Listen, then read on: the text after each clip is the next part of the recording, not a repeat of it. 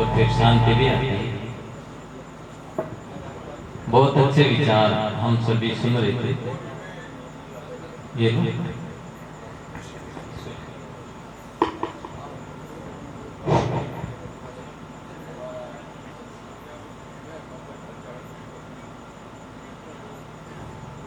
साहिब जी की अगर आज्ञा हो तो मैं उनसे कुछ मेरे विचार की कुछ बातें, कुछ प्रश्न शेयर कर सकता हूँ क्या? आप इधर बैठ बैठ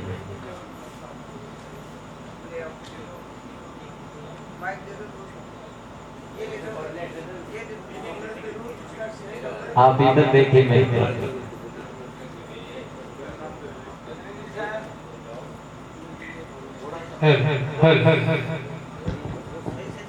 हाँ ये देखिए, मैं आपसे कुछ विचार शेयर कर सकता हूँ। अच्छा, कोई गलती हो तो आप विनम्रता पूर्वक पहले से। और इनके साथ जो इनके श्रद्धालु है वो कुछ बातों को अन्यथा न ले, किसी इसमें नीचा दिखाने की या कोई पूछने की या दबाने की ऐसी कुछ बात नहीं, विचार जानने की बात है। एक दूसरे के हम विचार नहीं जानते, इसलिए बिना जाने शंकाओं पड़ के दूर होते रहते हैं, जबकि दूर नहीं है, दूर हो जाते हैं शंकाओं में। तो साहब अच्छे विचार है, लेकिन मैं फिर भी इनके पहली बार दर्शन किया हूँ तो ज्यादा वाकिफ नहीं है। चर्चा सुनता था पार के लोगों से, भाई इनके व्हाट्सएप पर नोक झोंक चलती रहती है, विचारों का वाक युद्ध चलता रहता है, लेकिन मैं इसमें कुछ रुचि नहीं लेता था। रमेश जी ने फोन किया तो फिर मेरी भी रुचि बन गई और मैं भी आप सभी के दर्शन करने आया हूँ। अध्यक्ष पद दे देना और उसकी योग्य समझना वो आपकी गरिमा, मैं इसी योग्य नहीं। मैं तो आप सब में लगभग छोटा ही हूँ और मैं तो आप ही लोगों से, संत गुरुजनों से जो जानता हूँ वही कहता फिरता हूँ। मेरे पास जो कुछ भी किसी को खूबी लगी वो मेरे सदगुरुदेव सदगुरु अभिलाष साहिब जी की देन है, वो मेरा कुछ भी नहीं है। और जो मेरे में कमी लगी वो मेरी स्वयं की है। तो आप ही की मानता है जो आप दूसरों को आदर देते हैं और साहिब भी महान पुरुष है, लेकिन विचारों को जानना ही पड़ता है एक दूसरे के। गुरु से भी संवाद तर्क वितर्क हो सकता है, तो साहिब तो खुले हृदय के हैं, बड़े सरलता से बात भी करते हैं। मैं आपसे पूछना चाहता हूं कि आपके विचारों का मूल स्रोत कहां से है?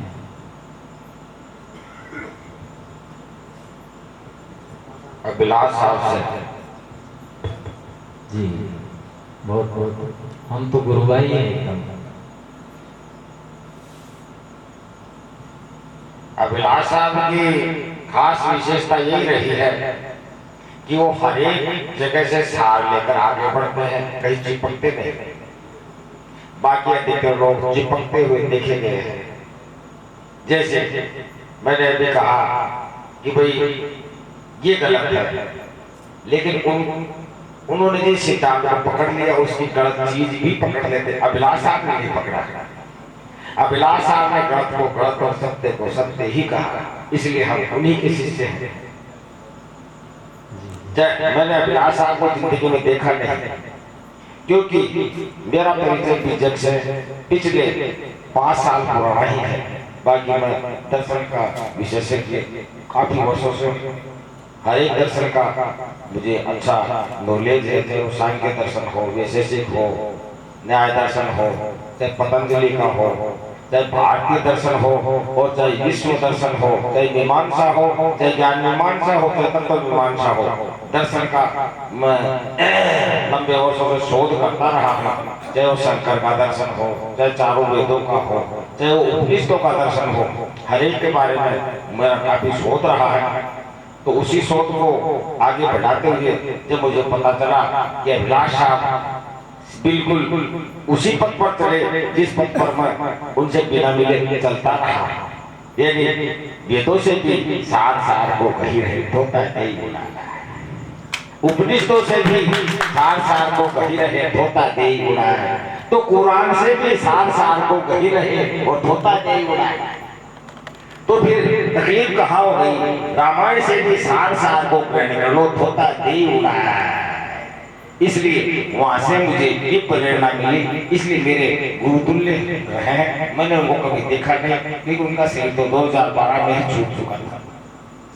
तो कहने का तथ्य यह है कि मेरा पूरा सिस्टम अभिलाष साहब के पद चिन्हों पर चलता रहा है और अभी भी चल रहा है। ये पूरा सिस्टम उन्हीं के पद चिन्हों पर है, कोई अलग नहीं है।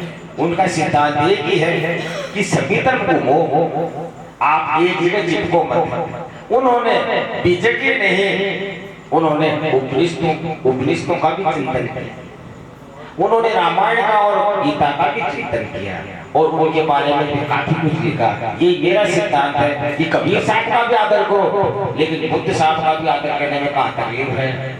लेकिन जब बुद्ध का आदर करते हैं तो कबीर साहब बड़े खिंच जाते हैं, टूट जाते हैं और विपक्ष मान लेते हैं कि ये हमारे विरोध कर रहे हैं, जबकि ऐसा नहीं है, ऐसा है नहीं। हम बुद्ध की भी अच्छी चीज को लेते हैं तो महावीर भी अच्छी चीज को लेते हैं, तो कबीर साहब की भी लेते हैं। तो जब कबीर साहब की ले रहे हैं तो फिर तुलसीदास जी के लेने में कहा तकलीफ है। इसलिए तुलसीदास जी की भी वैराग्य संधि बनी, तुलसी सत सही आराम से हम लेते हैं, बिल्कुल खुशी और खूब पढ़ते हैं। इसलिए सभी संत मेरे लिए तो समान ही है, साधु साधु सभी बड़े अपनी अपनी ठोर और शब्द विवेकी पार की वे माथे के मोर। इसलिए मुझे कोई ऐतराज नहीं है किसी चीज से, लेकिन मुझे ऐतराज सिर्फ गलत से रहता है, गलत से रहता है। वो चाहे कोई भी सिद्धांत हो और सही चीज चाहे कैसे भी हो, मेरा सिद्धांत एक ही है, अगर सही बात निकल गई तो भिखारी की भी मान लो और गलत बात कबीर साहब के मुख से भी निकलवा ली तो त्याग दो। फंडा एक ही है। हाँ, आगे मैं ये लगाने का ये छोटा वाला है।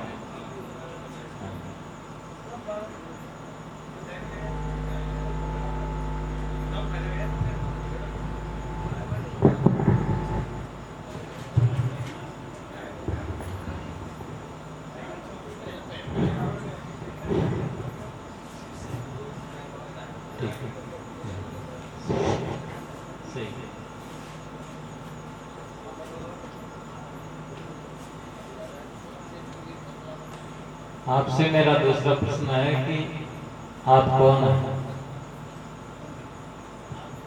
हाँ, दूसरा प्रश्न बताया आप कौन हैं? हुई हमारी जब उपनिषदों का चिंतन चल रहा था तो मुझे वहां एक श्लोक बड़ा सुंदर लगा। इस 11 दरवाजे वाले शरीर के अंदर एक जन्मा एक चेतन आत्मा निवास करता है, जो अचल और निष्क्रिय है, लेकिन मन के साथ मिलकर ये बड़ी तीव्र गति से चलता है। ये अचल जो इस शरीर के अंदर साक्षी है, जो दृष्टा है, जो ज्ञाता है, वही अहम ब्रह्मास्मि कहो या और कुछ कहो, लेकिन इस शरीर के अंदर, इस देह के अंदर जो देही है, जिसका मूल गुण ज्ञाता है, जो शरीर से जुड़कर श्रोता है, जो साक्षी है, जो दृष्टा है, जो दृश्य को देखता है, वही इस 11 दरवाजे वाले शरीर के अंदर। अगला प्रश्न है दूसरा। आप जड़ है या चेतन? दृष्टा कभी जड़ नहीं हो सकता। दृष्टा होगा यानी देखने की जब ताकत रखता है तो जड़ कैसे, वो तो चेतन ही होगा। अगला प्रश्न। आप जो निजात शब्द लाए जी, तो इसके मूल में क्या विचार आते हैं? मूल के विचार में, इसके मूल में ये विचार है कि आज मैं देख रहा हूं, जैसे मैंने कहा कि भाई अविनाश साहब का शिष्य हूं, लेकिन जब उपनिषद की बात कहता हूं तो कबीर सिद्धांत वाले मेरा विरोध करते हैं। मैं अविनाश साहब का शिष्य हूं, लेकिन जब गीता का श्लोक सुनाता हूं तो कबीर सिद्धांत वाले मुझे दुश्मन समझते हैं। इसलिए सिद्धांत या परिपाठी या सूत्र अलग निकालने की मैं ताकत रखता हूं। जैसे बाबा साहब थे, मैं भी उनसे कम नहीं, मेरे पास हर एक तरह के पावर मौजूद है और मैं अकेला भी सब कुछ करने में समर्थ हूं और मैं ये भी जानता हूं कि मैं सब कुछ करके दिखा दूंगा। इसलिए मैं डरता नहीं, क्योंकि मैं मेरे पैरों पर चलता हूं और मेरी योग्यता के बल पर मैं जीता हूं। इसलिए निजात का सूत्र, निजात शब्द हमने इसलिए चुना कि इसके अंदर हमने एक ही नहीं बहुत से पहलुओं को शामिल किया। जैसे समाज में फैले हुए जातिवाद, समाज में पहले छुआछूत, समाज में फैले हुए काल्पनिक आडंबरिक विचार जैसे दशोटन, सवामणी, तिलक, शादी की सालगिरह, मृत्यु भोज और भी तरह तरह के बच्चे का जन्मदिन और तरह तरह के जो आडंबर हैं जिनसे समाज के अंदर पैसों की बर्बादी होती है, उनको भी पूर्ण रूप से रोकने का मेरा प्लान है और मैं अगले 10 साल के अंदर रोक कर भी दिखा दूंगा एक बड़े दायरे में, जिसमें ऐसा दायरा तैयार कर दूंगा जिसके अंदर न तो मृत्यु भोज होगा और न ही शादी की सालगिरह होगी और न ही जन्मदिन होगा। और ये जो सवामणी है, ये दशोटन है, ये छूचक हो गया, लड़के के बच्चा हुआ है और छूचक हो गया गरीब आदमी 2 लाख रुपए खर्च करके मारा गया। ये आज समाज का, ये जो कुरीतियां हैं, ये समाज का शोषण कर रही है। वो पैसा जो बच्चों की शिक्षा में काम में आना चाहिए वो दशोटन खा बैठा है, वो छुचक खा जाता है। वो पिताजी गुजर गए, वो जब चीरी फटती है, तो चीरी फटने के साथ ही बच्चे की पढ़ाई भी फट जाती है। उस फटकाई को रोकने का काम है हमारा। दूसरी बात, अगला पॉइंट, निजात का मूल सूत्र, मैं देखता हूं कि कबीर सिद्धांत वाले से जब गोरख सिद्धांत वाले जब मिलते हैं तो जब आमने सामने होते हैं तो देखते हैं सामने आ रहा, रास्ता पलट लेते हैं। क्यों? साधु है दोनों, क्यों पलटा? क्या करेगा? मैं खुद देखता हूँ जब रास्ते में एक साधु जाता है, पता चला वो श्याम जी का भक्त है और दूसरा पता चला कि कबीर साहब का भक्त है, तो कबीर साहब, अरे ये आडंबरी है, उसको छोड़ो। नहीं, वो आडंबरी नहीं है। जो कृष्ण भगवान का भक्त है वो आडंबरी नहीं, वो तो महान है, वो तो महान और संत शिरोमणि है। गणत तो वो है जो झूठ बोलता हो, जो पाखंड करता हो, जो बलात्कार करता हो, जो अत्याचार करता हो, वो गलत है। शिव जी की पूजा या कृष्ण की पूजा तो उसे जन्म से मिली है माँ बाप से, उसका दोष क्या? और अगर कर भी रहा है मैं उसे बुरा नहीं मानता, मैं तो मूर्ति पूजा करने वाला के आदर ही करता हूँ। क्योंकि अगर उसके अंदर दया, करुणा, प्रेम, सत्य सब कुछ जब धीरे धीरे बैठ जाएगा तो मूर्ति पूजा भी धीरे धीरे छूट ही जाएगी। और मूर्ति पूजा अगर वो करता भी है तो करने दो, बेचारा करने का, वो मूर्ति पूजा कर रहा है और इधर ये संध्या पाठ कर रहे हैं, मस्ता सेव का सेव, तेरी नो डिफरेंस। अगला प्रश्न, आप उनको आडंबर नहीं मानते और उनको आडंबर नहीं करते, बहुत बढ़िया, लेकिन किसी और संप्रदाय विशेष वालों को आडंबर कर देते हैं तो वो फिर मैं किसी को आडंबर नहीं करता। जैसे मैंने कहा, मैं सभी का आदर करता हूँ। अलग अलग सिस्टम है। वो उधर अपना अगरबत्ती जलाकर कृष्ण भगवान की मूर्ति के सामने अगरबत्ती जलाता है और एक छोटी सी कृष्ण स्तुति पढ़ता है। इधर अपन कबीर साहब की पढ़ते हैं। देख लो, एक ही चीज तो है। उधर दूसरा है, नमाज पढ़ता है। तीसरी बात एक ही है, मैं भारतीय फोर्स का एक जवाबदार और नैतिक अफसर हूँ। मेरे साथ मुस्लिम भी वैसे ही रहते हैं जैसे सिख रहते हैं। मेरे पास वैसे ही बड़ाई रहता है, वैसे ही राजपूत रहता है, और हम कंधे से कंधा मिलाकर चलते हैं। आज तक मैंने किसी से नहीं पूछा कि तुम्हारी जाति क्या है। और ये फोर्स के अंदर होता नहीं। फोर्स के अंदर एक ही चीज है कि सर्वत्र प्रार्थना स्थल, वहां कोई भी बैठे, कोई भी हिंदू वहां अपनी आरती करता है तो मुस्लिम वहां नमाज बैठता है, उसके कंधे से कंधा मिलाकर। और जब देश में संकट आता है तो हिंदू और मुस्लिम दोनों बाहें बढ़ के आगे बढ़ते हैं। लेकिन संतों के अंदर ये भेदभाव क्यों? जात की शुरुआत।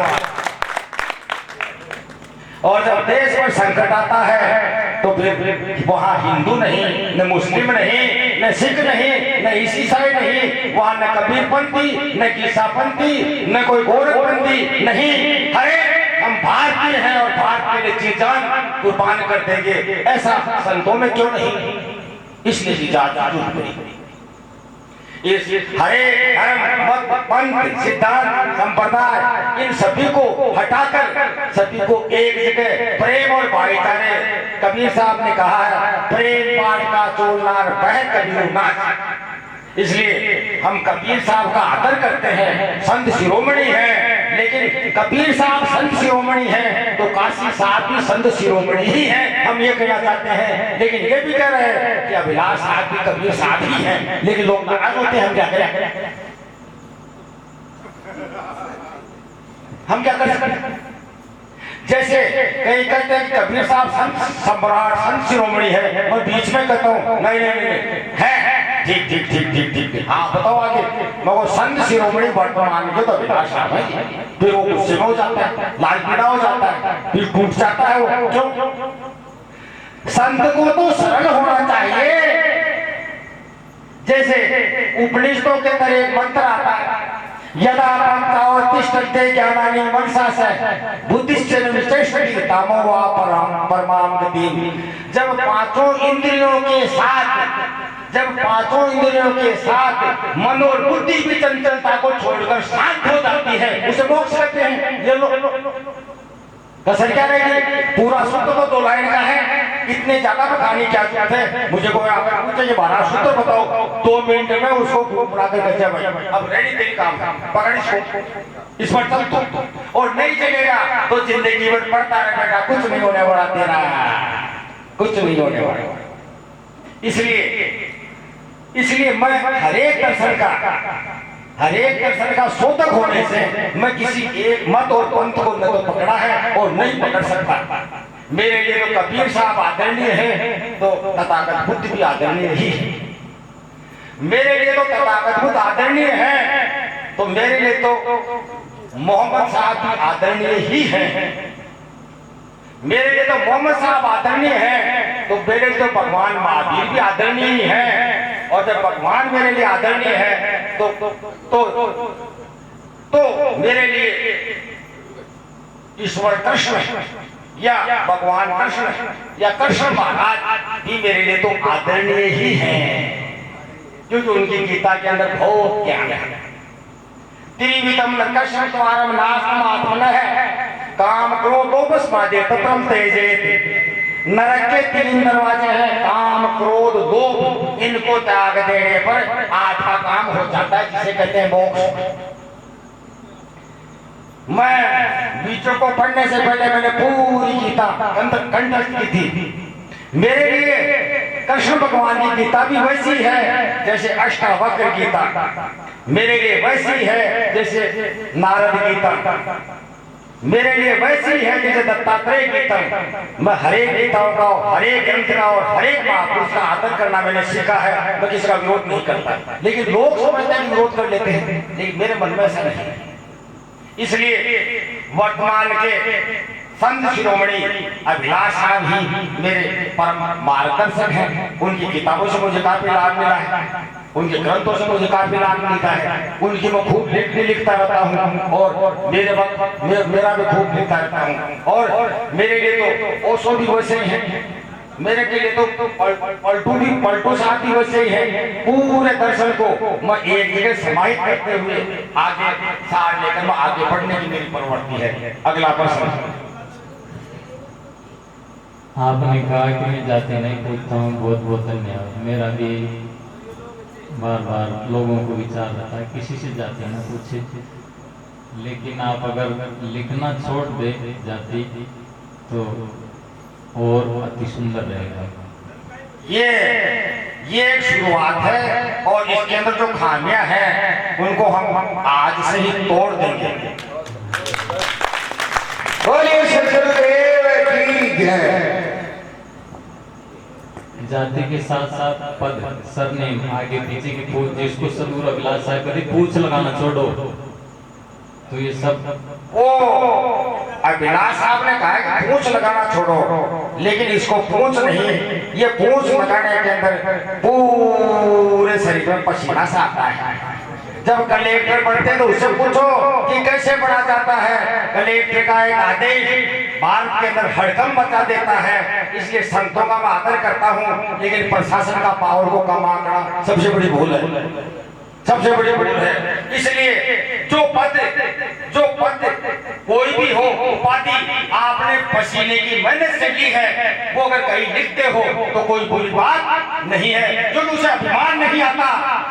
एक लड़का मेहनत करके अगर 10वीं के अंदर टॉपर आता है तो अभिमान नहीं आता, क्योंकि उसका मेहनत का पसीना निकला है। वो नम्रता से कहेगा मेरी मेहनत से मैं फर्स्ट क्लास आया हूँ। लेकिन जो बिना मेहनत के आता है घमंड उसको हो सकता है, मेहनत वाले को कभी नहीं।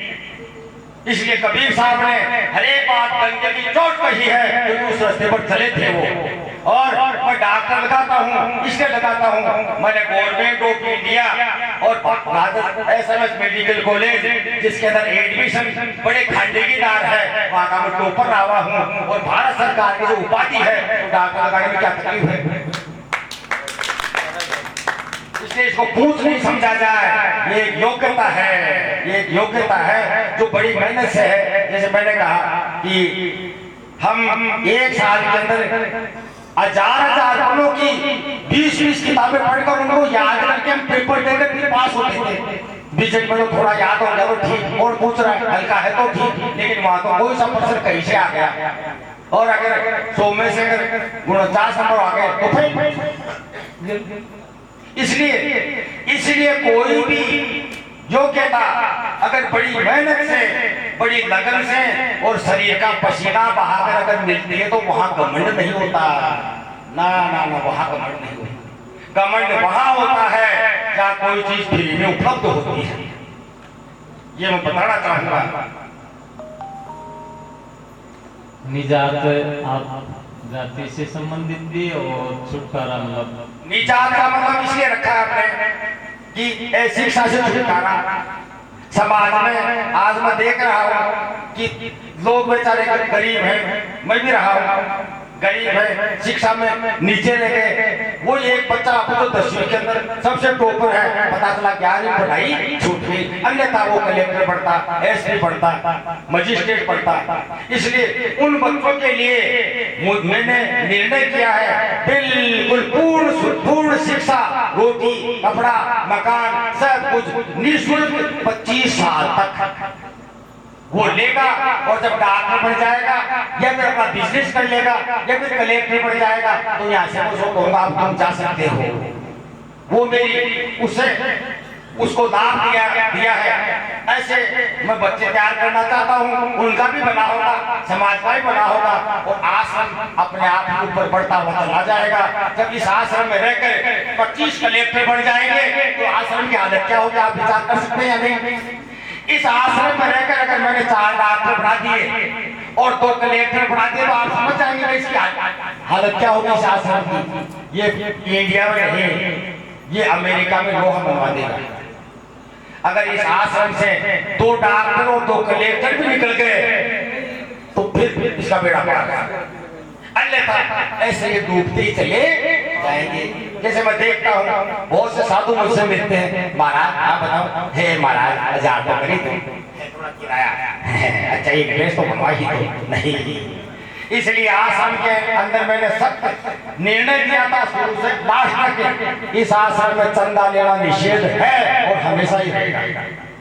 यहाँ 1 रुपया भी नहीं लिया जाएगा किसी से, और जो भी संत आएंगे उनके सहाय बंदगी के रूप में किसी भी से 1 रुपया किसी भी संत को नहीं दिलवाया जाएगा, और जो दिलवाया जाएगा वो मैं खुद दूंगा।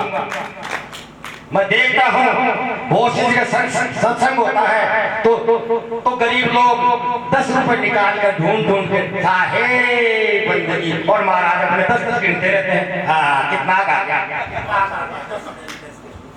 एक गरीब आदमी जिसके 10 रुपए, मुझे बड़ा दर्द होता है, मुझे बड़ा दर्द होता है। एक गरीब आदमी जिसके पास सुबह का खाना नहीं, वो बेचारा देखा कि 10 रुपए इनको, 10 रुपए इनको, 10 रुपए, जबकि मैं तो 1 लाख भी दे दूं तो मेरे क्या फर्क पड़ा, उनसे मत लो ना, वो गरीब हो है, मुझे बड़ा दर्द होता है ना। ये मेरा सिद्धांत है, और मेरे सिद्धांत में, मेरे सिस्टम में अगर कोई कमी है तो मैं आपके सुझाव आमंत्रित करता हूँ, और उसमें सुझाव तुरंत प्रभाव से लागू कर दिया जाएगा। संतों का सम्मान होगा, ऐसा है बच्चों की शिक्षा, पढ़ाई, नौकरी सब निःशुल्क होगी। हर एक साधु किसी भी मत पद का होगा, पूछा नहीं जाएगा, आओ और सब साथ बैठो और अपना जीवन सुधारो। साधु का मतलब इतना ही होता है कि जिसका मन सुलझ गया, फिर पंथ के साथ कबीर साहब ने कहा, पंथा पंथी के कारण सब जग रहा भुलान, निष्पक्ष होकर जो हरि बजे वो संत सुजान। अब हरि जो बजता है उसको तो बुरा मानने लग गए कि बजता क्यों हो गई, अब इनके बीमारी क्या हो गई, तुम तो खुद ही भगवान हो, ये गलत है, तुम भगवान नहीं हो। कई लोग कह देते हैं भाई तुम तो खुद ही भगवान हो, लेकिन मैं इसका खंडन करता हूं, तुम भगवान हो नहीं, तुम में भगवान होने की कैपेसिटी है। बीज वर्ष है नहीं, बीज को वर्ष बनना होगा, पावर हो उसके पास बनने का, लेकिन वो बीज खत्म भी हो सकता है और पेड़ भी बढ़ सकता है। इसलिए आत्मा ही परमात्मा है कब, जब अपने आप को समझ ले, वासनाओं को समझ ले और उनको धीरे धीरे कम करे, ध्यान समाधि में उतरे। अभिलाष साहब का शिष्य होने का मुख्य कारण ये था कि अभिलाष साहब ने ध्यान समाधि पर जोर दिया। बाकी लोग ध्यान समाधि का खंडन करते हैं, साहब खंडन करते हैं। मैं बुरहानपुर गया हूँ और बहुत सी जगह गया हूँ, मैंने कहा समाधि आप करते हो क्या, मैंने कहा करता हूँ, आपकी तुड़वाते हैं बड़े समाधि, मुझको महाराज और किसी का तुड़वाना, मेरे तुड़वाने में तो पसीना क्या सकता है आपको। इसलिए अभिलाष साहब का शिष्य होने का मुख्य कारण यही है, अभिलाष साहब ने मैं कौन हूँ, ध्यान क्या है तो समाधि क्या है, ऐसी उसके ऊपर उन्होंने जोर दिया है, जिस रास्ते पर पहले चलता रहा। जी साहब, आप जो निजात, उसमें आप कितने निजात हुए, कितने सजात है, थोड़े में आराम से। निजात का मतलब जैसे मैंने बताया कि भाई छुटकारा, यहाँ इस आश्रम के सानिध्य से हमने बहुत से संतों का इलाज करवाया है, जिनका हमारे पास रिपोर्ट भी है। तो जब बीमारी से छुटकारा उनको दिलाया हमने, तो निजात दो। आप कितने हुए, कुछ जो आपने निजात होने में संभावनाएं है अभी, भाई मुझे ये छोड़ना है, वो बताइए। जैसा मैंने बताया कि हम समाज के अंदर जो तकलीफें हैं उनको दूर करने का हमारा विचार है। जैसे बीमारी, जैसे गरीब आदमी, जैसे मेरे पास कई संत आ गए, पिछले साल भी 1-2 संत आए, किसी कमरे में दर्द, किसी को और तकलीफ, हाँ महाराज बैठो, साहब 5000 की जांच हो, क्या करें, मुझ करवाऊंगा। तो ऐसे संतों का हमने जांच भी करवाई, इलाज भी करवाया और उनको स्वस्थ करके हमने भेजा भी आराम से। और दूसरी बात, आश्रम तो अभी निर्माणाधीन है, आश्रम तो भी निर्माणाधीन है, लेकिन बहुत से लोगों को इससे धीरे धीरे लाभ मिलेगा। ये शुरुआत है, ये शुरुआत।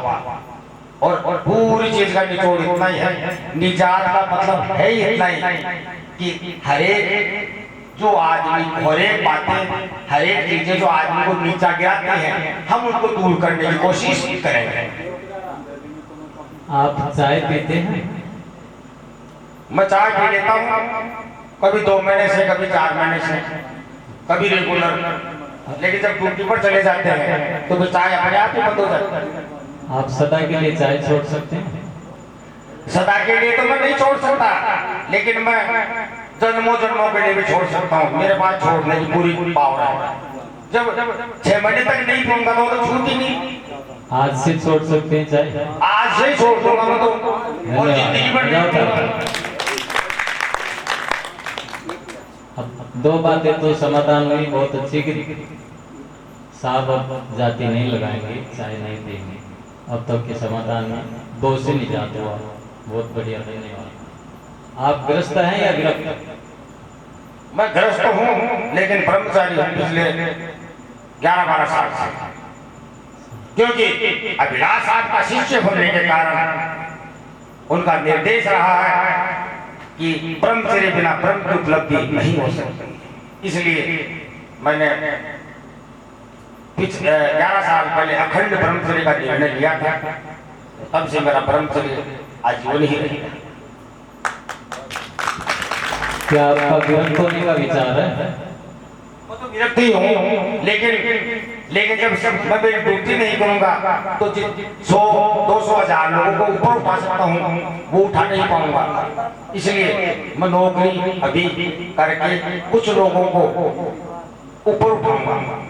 मेरा लक्ष्य है कि मेरे हाथ से ज्यादा नहीं, लेकिन 10-5 कलेक्टर, इंजीनियर, डॉक्टर आदि बने।